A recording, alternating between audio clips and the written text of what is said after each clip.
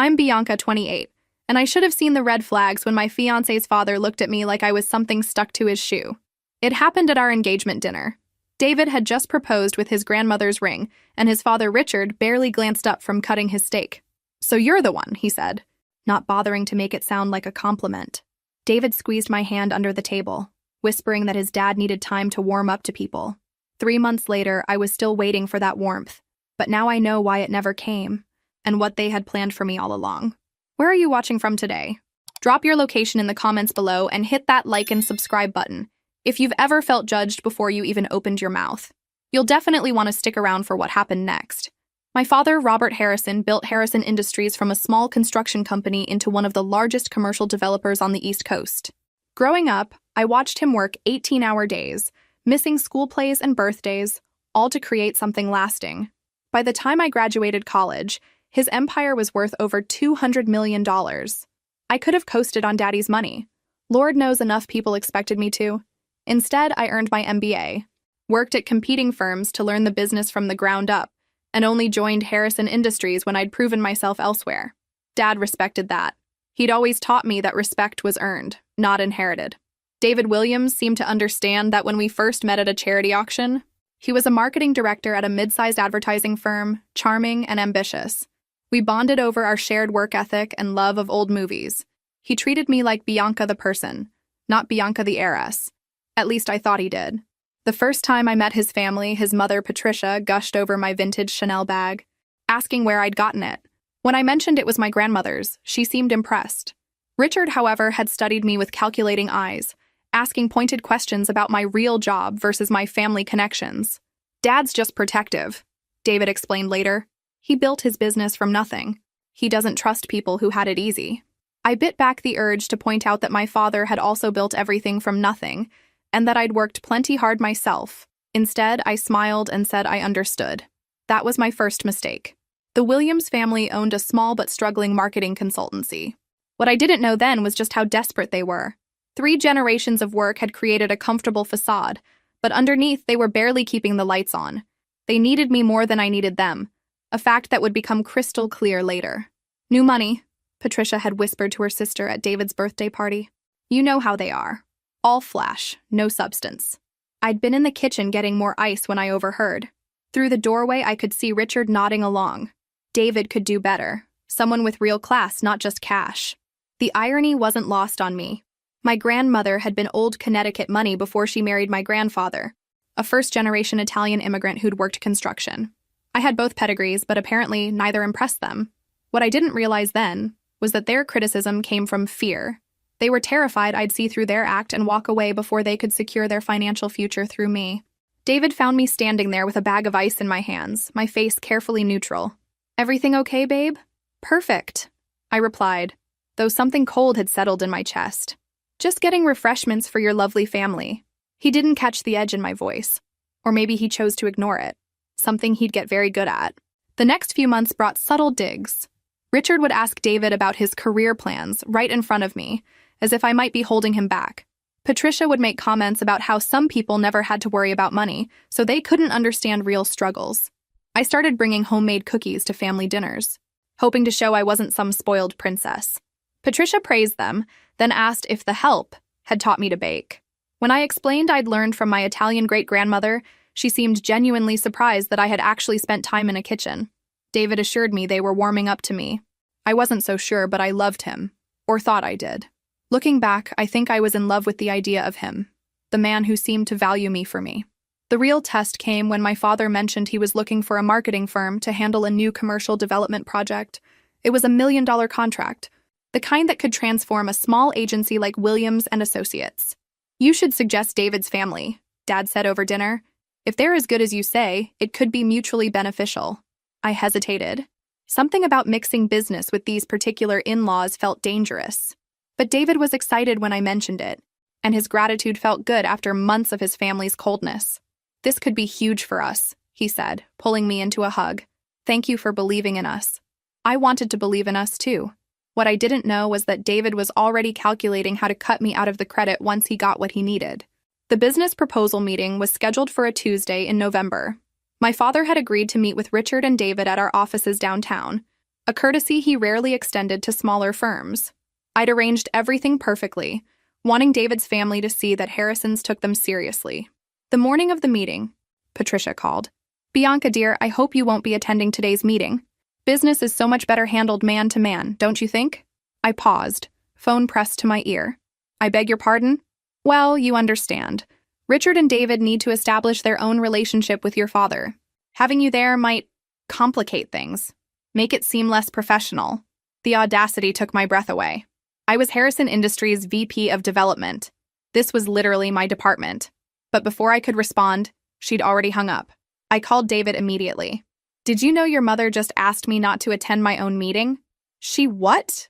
He sounded genuinely confused. "No, I'm sure she didn't mean it like that. Maybe she's just nervous about making a good impression. By suggesting I'm unprofessional? Bianca, please, don't make this a bigger deal than it is. Today's really important for my family." There it was. His family's feelings mattered more than mine. But here's what I didn't tell David.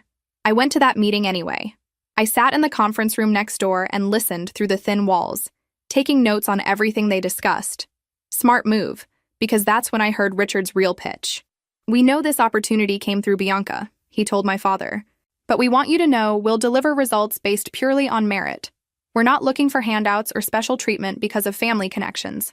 My father later told me he found the comment odd, since the connection was exactly why they'd gotten the meeting. But Richard was already establishing his narrative. They'd succeed despite my involvement, not because of it. I started documenting everything that day. Every email I sent them, every template I provided, every introduction I made. Call it insurance or call it intuition. But I knew I'd need proof of my contributions later. David was ecstatic when they got the contract. We celebrated with champagne at their favorite restaurant, the same place where he'd proposed. His parents were gracious in their gratitude, thanking me for putting in a good word. A good word. As if I hadn't personally arranged the meeting, provided the initial proposal template, and spent hours prepping them on Dad's preferences and expectations. Have you ever felt invisible in your own success story? Share in the comments if you've ever had someone else take credit for your work. But I smiled and accepted their thanks gracefully. After all, we were going to be family soon. Wedding planning revealed new layers of the Williams family dynamics. Patricia had strong opinions about everything from the venue, somewhere more intimate than those flashy hotel ballrooms, to the guest list. "Do we really need to invite all of your father's business associates?" She seemed to forget that my father was paying for the wedding. "I just think something simpler would be more appropriate," she explained during one particularly tense planning session. "David's not comfortable with too much extravagance." David, who had specifically requested the live band and upgraded bar package, nodded along. "Mom knows what she's talking about. She planned 3 weddings for my sisters." I bit my tongue. All 3 of those weddings had been lovely, modest affairs with fewer than 50 guests each. Beautiful in their simplicity, but hardly comparable to what my father wanted to provide for his only daughter. During this time, I started noticing changes in David. Small things at first. He'd forget to mention when his family excluded me from gatherings. He'd downplay my role when telling people how his business was growing. He started treating me more like a useful accessory than a partner. The compromise was a garden party aesthetic at the country club, elegant but understated. Patricia seemed satisfied that we weren't being too showy. Then came the bachelor and bachelorette parties. David's best man organized a weekend in Vegas. Nothing too wild, just golf, good restaurants, and some casino time. I thought it sounded perfect for him. My maid of honor planned a spa weekend in Napa Valley. Wine tasting, massages, and quality time with my closest friends. Patricia somehow got wind of the plans. A spa weekend? How extravagant. And in Napa Valley, of all places. Couldn't you just do a nice dinner locally? "It's my bachelorette party, Patricia. My friends want to celebrate." Well, it just seems much, especially compared to what David's doing. People will talk about the disparity. There it was again. That constant concern about how things looked, about being too much. I was learning that in the Williams family, being successful was fine as long as you felt guilty about it. The wedding itself was beautiful. My father walked me down the aisle with tears in his eyes, proud and emotional. David looked handsome in his tuxedo, smiling as I approached. For a moment, surrounded by flowers and music and people I loved, everything felt perfect. Richard's toast at the reception was gracious, welcoming me to the family and praising David for finding someone who shared his values. Patricia dabbed at her eyes as she spoke about gaining a daughter. But during the father-daughter dance, my dad whispered something that stuck with me. "You know I love you, sweetheart. I just want you to be happy. And if anyone ever makes you feel like you need to shrink yourself to fit into their idea of who you should be, you come home. You always have a place here." I hugged him tighter, wondering why he felt the need to say that on my wedding day. Now I know, Dad had already seen what I was too in love to notice. The first year of marriage was when the mask really started slipping. We moved into a beautiful townhouse in David's neighborhood, a compromise between my downtown condo and his family's desire to keep him close by. I threw myself into making it our home. Fresh paint, new furniture, a garden that would bloom in spring. David seemed happy with the results, especially when his parents complimented my decorating skills. "You've made this place really elegant," Patricia admitted during one of their weekly dinners. Much more sophisticated than David's old bachelor pad. It was the closest thing to a genuine compliment I'd received from her in over a year. I should have enjoyed it, but by then I was starting to see the pattern. They only praised me when I was useful to them. Work was going well for both of us. The Williams agency had successfully completed their first project for Harrison Industries, and Dad had been so pleased he'd recommended them to 2 other developers. Richard's business was thriving, because of connections I'd provided, though he seemed to have forgotten that detail. David's confidence grew with his family's success, but not in a good way. He started talking about expanding the agency, maybe hiring additional staff. He'd always been ambitious, but now he carried himself differently, more entitled, more dismissive of my contributions. The change was subtle at first. He'd correct me when I told stories about our dating life, insisting his version was more accurate. He'd make decisions about our social calendar without consulting me, assuming I'd be flexible with my schedule since my job was more accommodating. When I pointed out that I was actually quite busy with several major projects, he'd laugh it off. "Come on, babe, it's not like you're going to get fired if you take a long lunch." The implication stung. Yes, my father owned the company, but I'd earned my position. I worked as hard as anyone else there, often harder because I felt the need to prove myself constantly. But David didn't see it that way. To him, my job was a hobby that my father indulged. His work was the real career, the one that mattered. The shift became more noticeable during family gatherings. Richard would ask David about his projects with Harrison Industries, as if David had personally landed and managed every contract. When I'd try to add details about the development process or timeline, David would speak over me or redirect the conversation. "Bianca doesn't handle the day-to-day stuff," he'd explain. "That's more my area." It wasn't true, but correcting him in front of his family felt petty. So I smiled and stayed quiet, letting him have his moment, while mentally adding each slight to my growing file of evidence. My father noticed the change during one of our monthly lunch meetings. "You seem different lately," he observed, studying me over his coffee cup. "Everything okay at home?" "Fine," I assured him. "Marriage is just an adjustment." "Is it?" His expression suggested he wasn't buying it. "Because Richard Williams called me yesterday to discuss expanding their contract." He spoke as if David was the primary point of contact for all their Harrison projects. Heat rose in my cheeks. "David's very involved in the relationship. I'm sure he is. But you're my VP of development, Bianca. These are your projects. Don't let anyone convince you otherwise." His words stayed with me as I drove home that evening. When had I started allowing David to take credit for my work? And why did it feel so difficult to reclaim it? The answer was simple. I was still hoping the man I'd married would remember he loved me more than he loved what I could provide. By early December, the Williams family's financial situation had completely transformed. Richard's struggling consultancy was now a thriving agency with a waiting list of clients. They'd moved to a larger office, hired additional staff, and were planning their expansion to Atlanta, all built on contracts I had secured for them. The invitation to their Christmas dinner arrived in November, beautifully calligraphed on expensive stationery. Patricia had outdone herself, planning what she called a proper family celebration at their home. "It's going to be wonderful," David said, showing me the invitation. "Mom's been planning this for months. She really wants to show how much you mean to our family." Something in his tone made me look up from the financial reports I'd been reviewing. There was an excitement there, but also something else. Nervousness, guilt. How many people will be there? Just the immediate family. My parents, my sisters, and their husbands, a few cousins, maybe 20 people total. The number seemed reasonable, but something nagged at me. I'd learned to trust my instincts when it came to the Williams family. They never did anything without multiple layers of meaning.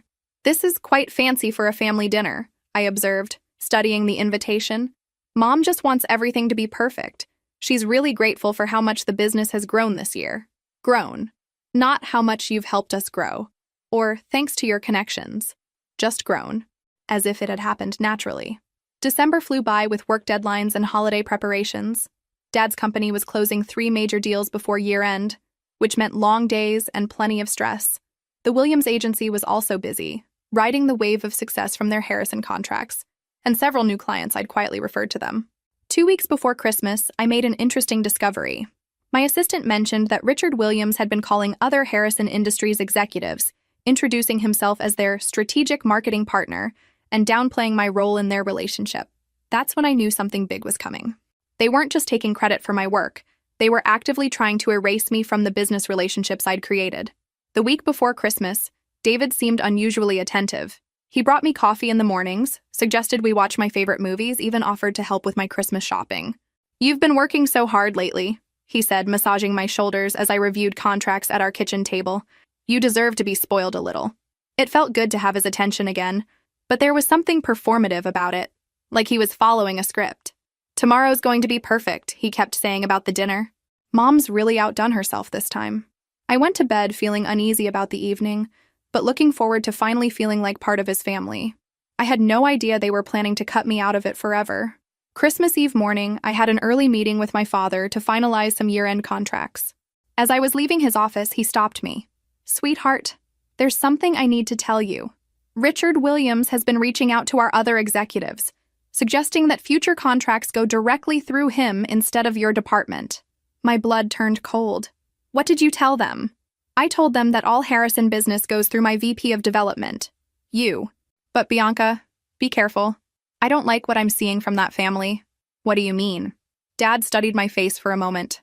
"I've been in business for 30 years. I know when someone's positioning for a takeover. They're trying to cut you out of your own deals."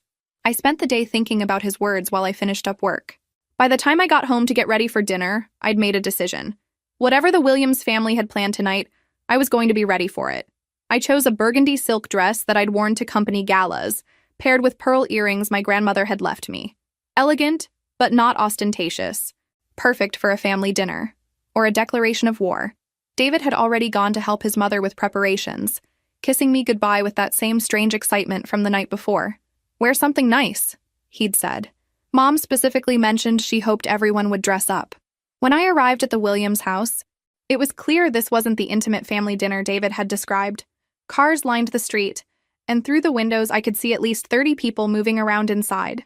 David met me at the door, handsome in a navy suit I'd never seen before. "You look beautiful," he said, kissing my cheek. But his eyes held something I couldn't quite identify. Guilt? Relief that I'd shown up for whatever they had planned? "Thank you. Quite a crowd for a family dinner." "Yeah, it kind of grew. You know how these things happen." "No," I thought. "I know how Patricia Williams happens. Nothing she did was accidental." The living room was packed with people I recognized, and several I didn't. Not just immediate family, but neighbors, family friends, business associates. Several people I recognized from the marketing industry, some of whom had been calling Richard about potential contracts. This wasn't a family dinner. This was a networking event designed to establish Richard and David as the faces of their success story, and I was about to become the footnote they erased. What do you think will happen next? Drop your predictions in the comments below. The evening unfolded exactly as I'd suspected it would. Dinner was served buffet-style with professional catering, a far cry from the homemade family meal Patricia had described. People clustered in small groups with their plates, and every conversation I tried to join seemed to exclude me. I found myself standing alone by the fireplace, watching David work the room like a politician. Every few minutes, someone would approach him with congratulations or questions about his remarkable business growth. "Bianca, dear, you look a bit lost." Patricia appeared at my elbow with a wine glass. "Here, try this. It's from a vineyard Richard's been wanting to invest in." The wine was expensive, probably more than most people spent on a month of groceries. Another sign that this evening was about displaying their newfound wealth. "It's lovely. Patricia, I have to ask. This is quite different from the intimate family dinner David described." Her smile tightened almost imperceptibly. "Oh, you know how these things grow. Word got out about our little celebration, and people kept asking to join. We couldn't very well turn away friends and colleagues." "Celebration of what?" "Exactly." "Why, David's incredible success this year. The business has been doing so wonderfully. Richard thought it was time to acknowledge how far he's come." That cold feeling in my stomach intensified. David's success. Not our success, not the family business success, but specifically David's individual achievement. Across the room, I could see my husband holding court near the dining table. Richard stood beside him, one hand on David's shoulder in a paternal gesture of pride. They were telling a story that had everyone laughing and nodding appreciatively.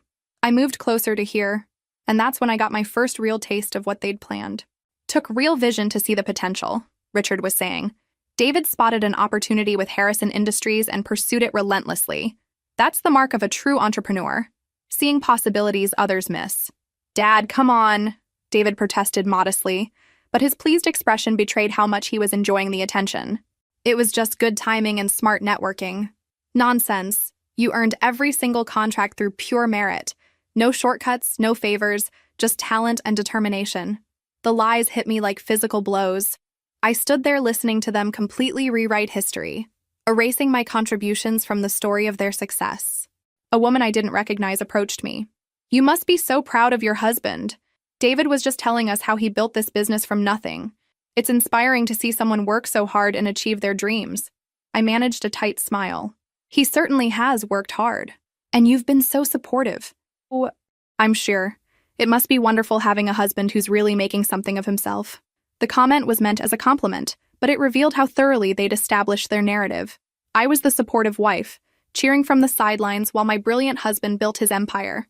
An empire that was actually built on my family's business and my personal relationships. The lies continued all evening.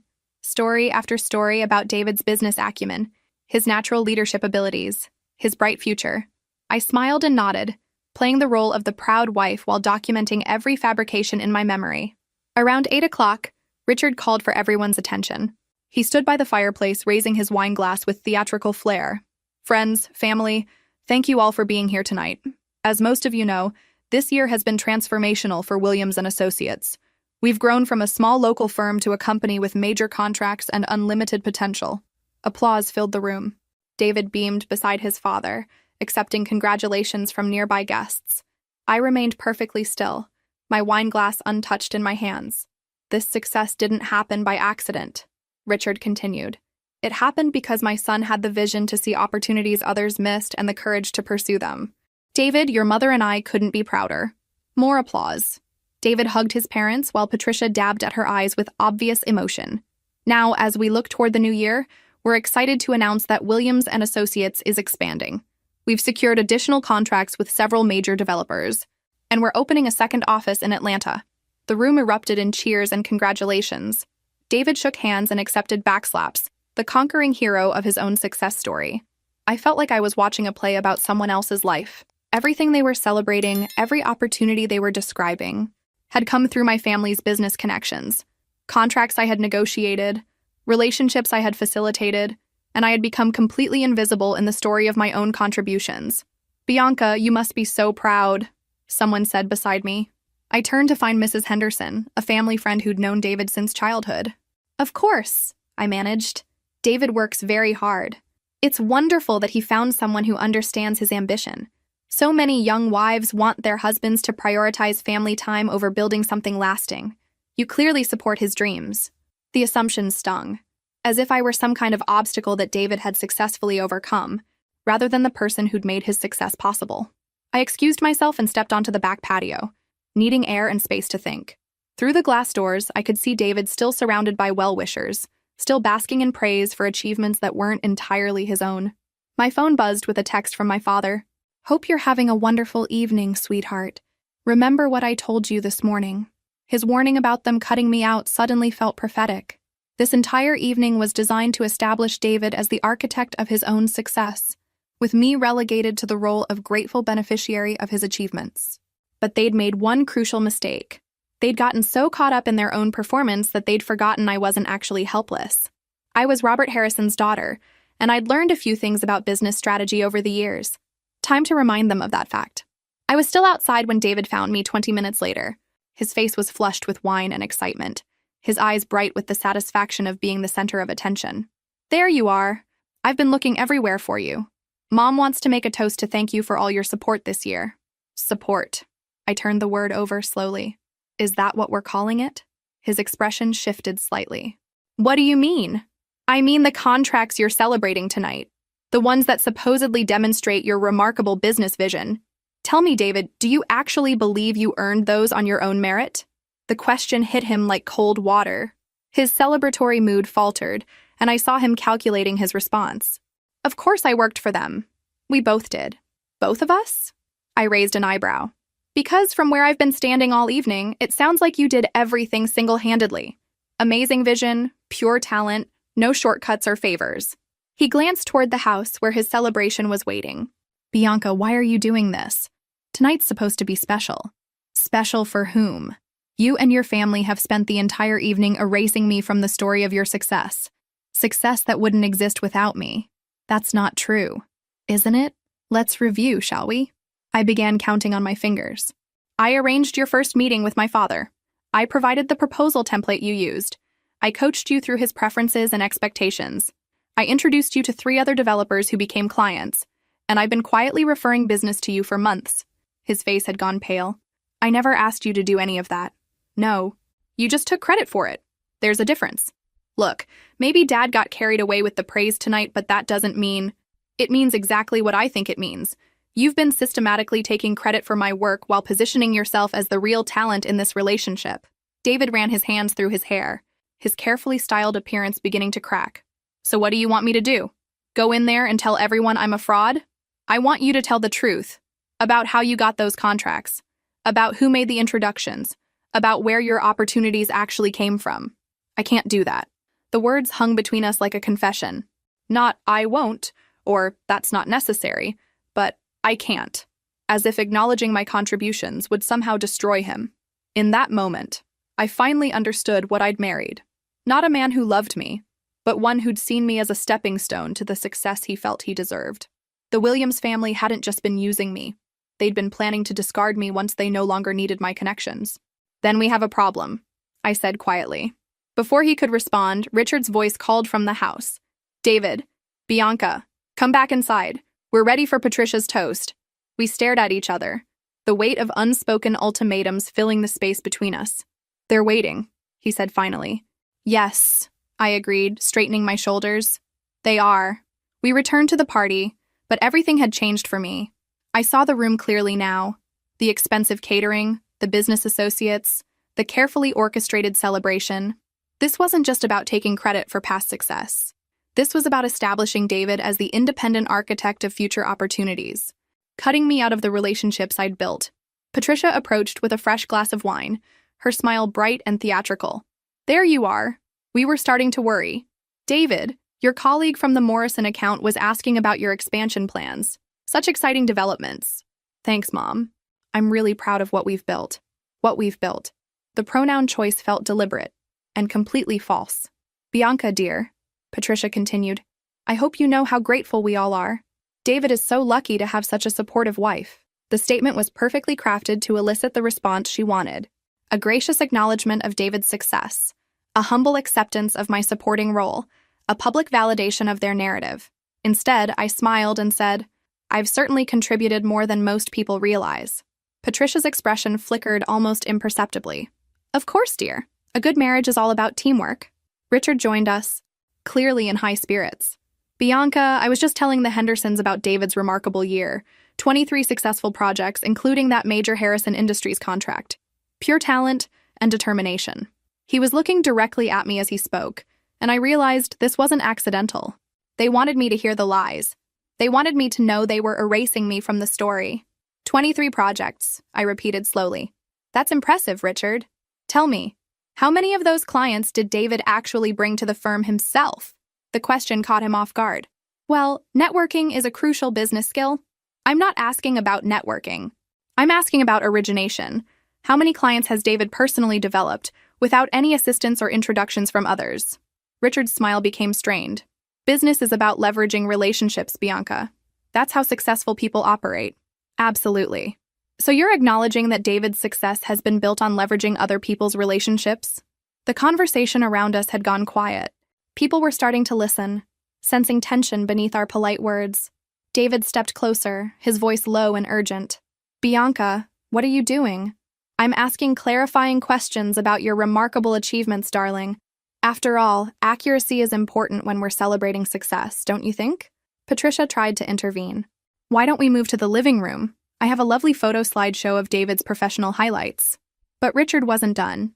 He was angry now, his mask of joviality slipping. I think what Bianca is trying to say is that she feels she deserves more recognition for David's accomplishments. Recognition? I set down my wine glass with deliberate precision. No, Richard. I'm not looking for recognition. I'm simply interested in honesty. And what exactly are you implying? The room had gone completely silent now. 30 people watching a drama unfold at what was supposed to be a celebration. Richard's face hardened, and I saw the real man beneath the polished facade. You know what, Bianca? I think it's time someone said what we've all been thinking. David grabbed his father's arm. Dad, don't... But Richard shook him off, his voice carrying clearly across the silent room. You're nothing but worthless trash, and my son deserves better than you. The words hung in the air like a bomb that had just detonated. I felt the shock ripple through the room, saw faces turning toward us with expressions of horror and fascination. David stood frozen beside his father, his mouth slightly open, his eyes wide with something that might have been panic. This was his moment, his chance to defend his wife, to show that he chose love over convenience. He said nothing. I looked at my husband, really looked at him, and saw the truth I'd been avoiding for months. He wasn't shocked by his father's words. He was relieved that someone else had finally said what he'd been thinking. The silence stretched for what felt like hours but was probably only seconds. Everyone waiting to see what would happen next. I smiled, a calm, composed smile that seemed to unnerve Richard more than any outburst would have. You know what, Richard? I said, my voice carrying clearly in the silent room. You're absolutely right. The room seemed to exhale collectively, as if my agreement had diffused a bomb. Richard looked momentarily confused, like a boxer who'd thrown a punch and hit air instead of his target. I am worthless trash, I continued, my voice conversational, almost cheerful. And David does deserve better than me. I turned to look at my husband, who was still standing there like a statue. Don't you think so, sweetheart? Your father's assessment seems quite accurate. David's mouth opened and closed, but no sound came out. The man who'd been so eloquent all evening accepting praise had apparently lost his voice. In fact, I continued, addressing the room now, I think David deserves someone who can truly appreciate his remarkable talent for... What was it, Richard? Seeing opportunities others miss? A few nervous laughs from the crowd, people unsure whether this was still a fight or had become something else entirely. Someone who can properly value his gift for building relationships and securing contracts entirely through his own merit. I picked up my purse from the side table where I'd set it earlier.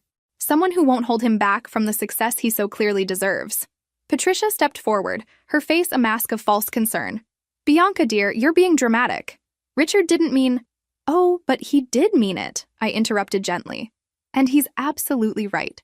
I am trash. The kind of trash that arranges meetings, provides templates, makes introductions, and secures million-dollar contracts. Completely worthless. The sarcasm was so thick you could cut it with a knife, but I delivered every word with a sweet smile. So, I'm going to do you all a favor and remove myself from David's bright future. I slung my purse over my shoulder and headed toward the door. After all, you wouldn't want worthless trash cluttering up your success story.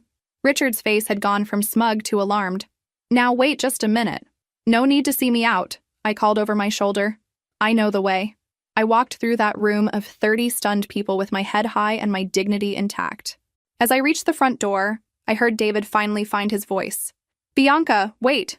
Don't be so dramatic about this. I turned back one last time, looking at the man I'd thought I'd married. Dramatic? No, David, this is just practical. Your family wanted me gone, and now I am. Congratulations on getting exactly what you wanted. The door closed behind me with a satisfying click. I sat in my car for exactly 30 seconds, allowing myself that moment to process what had just happened. Then I pulled out my phone and made a call. Dad, it's me. Yes, I know it's late. Listen, I need you to call Richard Williams first thing Monday morning and cancel all Harrison Industries contracts with his firm. There was a pause. Everything okay, sweetheart? It will be. I'll explain everything tomorrow. Oh, and Dad, make sure you mention that the decision came directly from your VP of development. I hung up and started the car, but I wasn't done. I had one more call to make. Morrison Development? This is Bianca Harrison from Harrison Industries. I know it's Christmas Eve, but I need to speak with someone about your marketing contracts. By the time I got home, I'd made 6 calls. Every client I'd referred to Williams and Associates, Every relationship I'd facilitated, every connection I'd made on their behalf. Christmas morning, my phone started buzzing at 7 a.m. Text after text, call after call, all from David and his family. I let them go to voicemail while I made pancakes and opened presents with my father. Around noon, David's texts became increasingly frantic. "Bianca, please call me. Dad didn't mean what he said. Morrison just canceled their contract." "What did you do?" "3 more clients canceled this morning. We need to talk. The Henderson Group is pulling their account too. This is insane. Please, I'm begging you. My family's business is falling apart." By evening, my voicemail was full and my phone was dead from the constant notifications. I plugged it in and saw I had 47 missed calls and 83 text messages. The final text sent at 11:47 p.m. on Christmas Day was from Richard Williams himself. "Bianca, I apologize for what I said. It was inappropriate and hurtful. Please don't punish David's entire family for my mistake. We can work this out." I deleted it without responding. The next morning, I woke to find my phone had exploded overnight with more messages. Apparently, word had spread through the industry that Williams & Associates had lost multiple major accounts in a single day. David's final desperate message came at 6 a.m. "Please, Bianca, I love you. We can fix this. My dad is sorry. The whole family is sorry. Just tell me what you want." I stared at that message for a long time, then typed my response. 4 words that said everything that needed to be said. "Don't mess with trash." Then I blocked his number, packed my things, and moved back into my downtown condo. 3 days later, I got a call from my father. "Sweetheart, I just heard from my attorney. Apparently, David Williams has filed for divorce and is claiming abandonment. He wants half of your assets."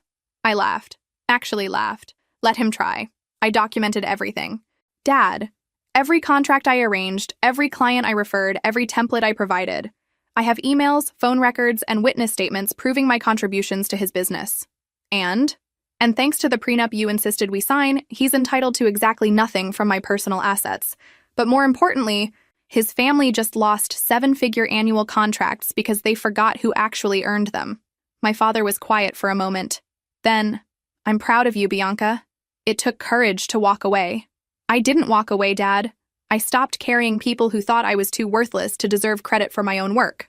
6 months later, I heard through mutual acquaintances that Williams & Associates had filed for bankruptcy. David was working as a marketing coordinator at a small firm in the suburbs, making about 1/10 of what his family's business had been bringing in during their Harrison Industries days. Patricia had to go back to work as a receptionist. Richard was driving for a rideshare service to pay their mortgage. As for me, I'd been promoted to Senior Vice President of Development and was leading Harrison Industries' expansion into 3 new markets. My father had publicly credited me with developing our most successful client acquisition strategies. I never responded to any of David's messages, never acknowledged his divorce papers except through my attorney, never gave him the satisfaction of knowing how much his family's betrayal had hurt. But sometimes, when people ask me about my brief marriage, I tell them about the Christmas dinner where my father-in-law called me worthless trash, and how agreeing with him was the smartest business decision I ever made. After all, one person's trash is another person's treasure. And I've always been very good at recognizing my own value, even when others can't see it. The moral of the story? Never underestimate someone who's been quietly keeping receipts. And never, ever bite the hand that feeds you, especially when that hand belongs to someone who knows exactly where all the business relationships came from. If this story resonated with you, make sure to like and subscribe for more tales of people who learned not to underestimate the quiet ones. Trust me, we're usually the ones you should worry about most.